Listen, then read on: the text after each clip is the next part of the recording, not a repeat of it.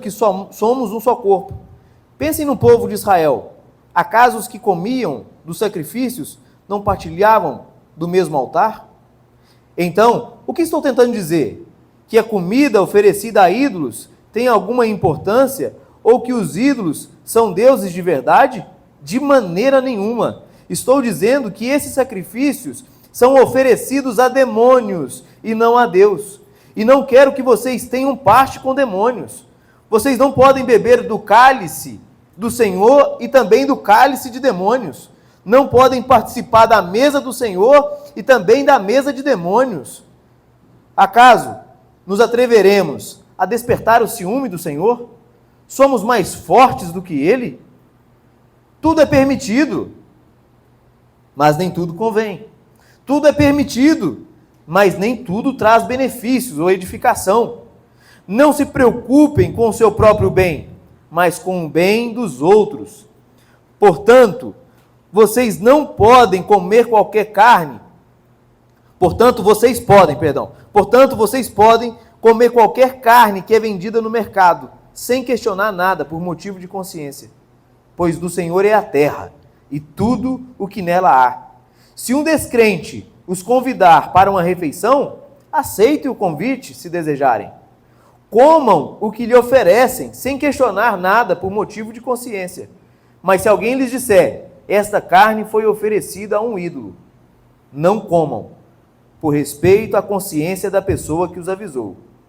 Talvez não seja uma questão de consciência para vocês, mas é para outra pessoa. Afinal, por que minha liberdade deve ser limitada por aquilo que outros pensam? Por que serei eu condenado se comer algo pelo qual dei graças a Deus? Portanto, quer vocês comam, quer bebam, quer façam qualquer outra coisa, façam para a glória de Deus. Não ofendam nem os judeus, nem os gentios, nem a igreja de Deus. Assim como também eu procuro agradar a todos em tudo que faço. Não faço apenas o que é melhor para mim. Faço o que é melhor para os outros, a fim de que muitos sejam salvos, sejam meus imitadores, assim como eu sou imitador de Cristo Jesus. Amém? Li na versão NVT, ela é mais contemporânea e estou gostando dela.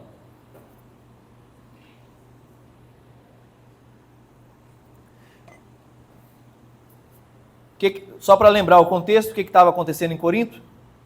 Tinha uns irmãos que se consideravam fortes e eles achavam que podiam frequentar os templos pagãos, comer a carne do templo pagão, se divertir lá dentro do templo pagão, porque a carne não é nada, né? E os deuses não existem, existe só um único Deus verdadeiro. E é verdade, existe só um único Deus verdadeiro. E eles iam lá e comungavam de todas as coisas que eram oferecidas aos demônios. E Paulo aqui está dando uma proibição para eles não fazerem isso. Só que antes de Paulo simplesmente só exortar, ele traz um modelo, um exemplo do que aconteceu no passado. Existem pessoas que pensam assim, Deus era mau para chuchu lá no Velho Testamento. Lá no Velho Testamento parece que Deus estava nervoso, irado, matava, Deus trazia punições, provações.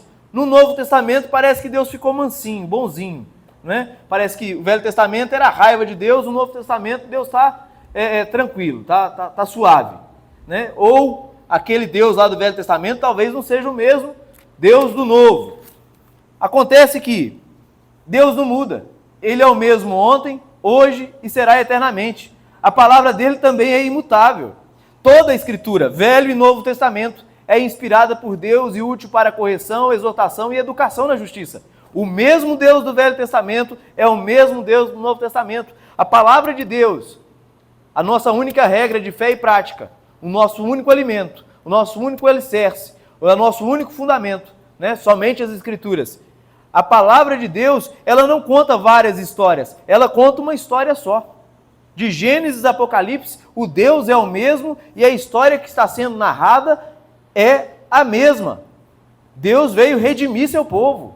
Deus veio trazer um povo para si, construir uma nação santa, um povo eleito, um povo de sacerdócio, um sacerdócio real, preparado para anunciar as maravilhas do nosso Deus.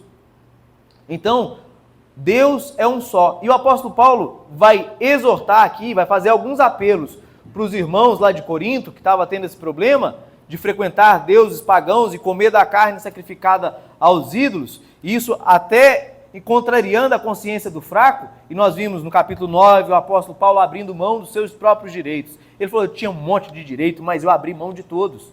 No capítulo 8, nós vemos Paulo colocando essas questões, né, de uma outra perspectiva. Então, aquilo que ele começou no capítulo 8, ele está terminando aqui no capítulo 10. E do versículo 1 até o versículo 13, o que o apóstolo Paulo vai fazer? Paulo vai mostrar que o povo de Israel, o povo que Deus formou a partir de Abraão, quando esse povo se tornou escravo no Egito, Thaís até falou algumas coisas aqui na hora do louvor nesse sentido. Quando esse povo se tornou escravo lá no Egito, Deus levanta Moisés e tira aquele povo da escravidão. E aquilo que é o batismo para nós hoje, o batismo nas águas, eles também passaram por um batismo, passando pelo Mar Vermelho, com os pés secos. E a nuvem do Senhor os acompanhava constantemente. Quando eles tiveram sede, então Deus deu água para eles saindo da rocha. Quando eles tiveram fome, Deus fez o maná vir do céu, o pão descer do céu para eles. E aí Paulo está falando, olha como é que Paulo está construindo um raciocínio aqui, uma coisa linda, maravilhosa. Ele falou: veja, irmãos, ele está fazendo um paralelo. Os coríntios, eles tinham certos privilégios. Assim como nós, eles foram batizados. E eles também comiam da mesa do Senhor.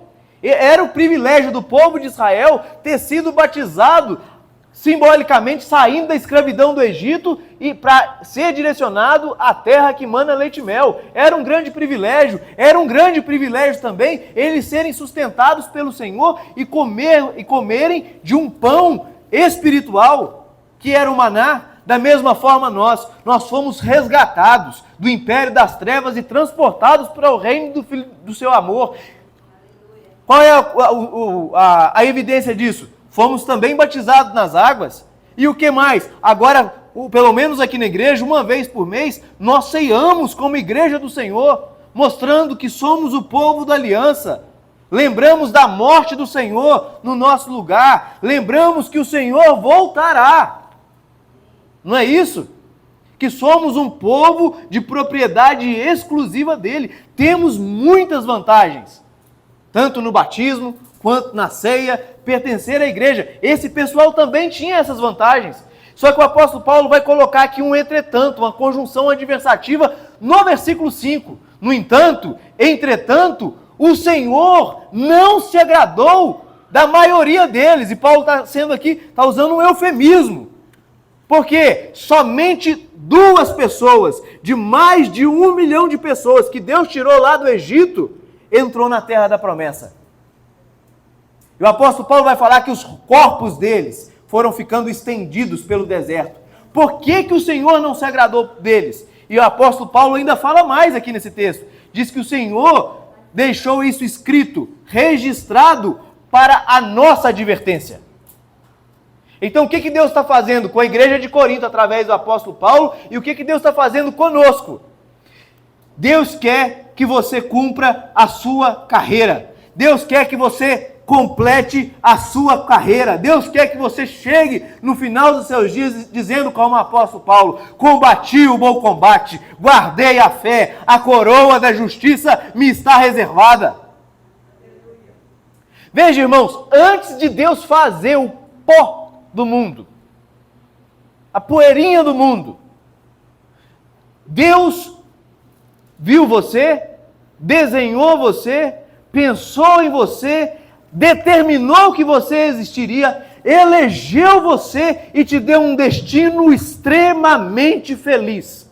O destino da sua vida, da nossa vida, da minha vida e da sua vida, não tem destino mais bem-aventurado, não tem destino mais feliz, não tem alegria maior que te espera lá no final da sua jornada. É o próprio Deus.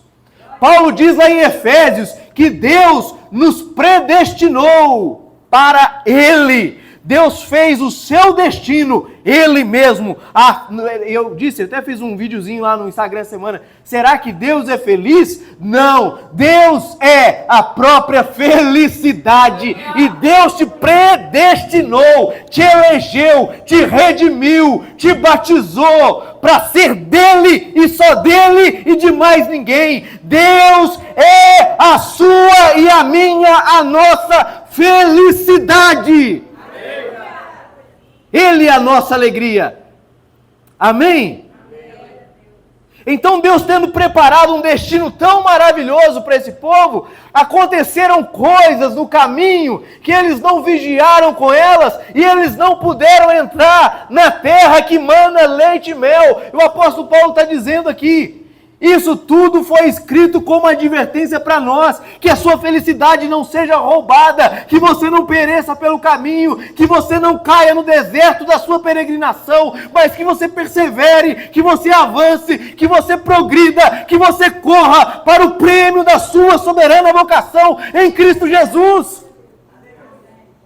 É uma advertência, e aí sim nós precisamos ficar com os olhos abertos a essa advertência, porque eles não se agradaram de Deus, e aí Deus não mudou. Deus não faz vista grossas ao meu e o seu pecado. Sabe o que esse povo achava? Nós temos a graça de Deus, nós temos a graça de Deus conosco, e não levava em consideração a santa ira de Deus.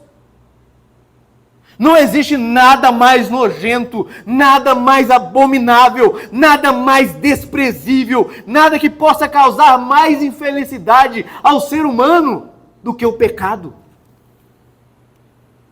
Não é verdade?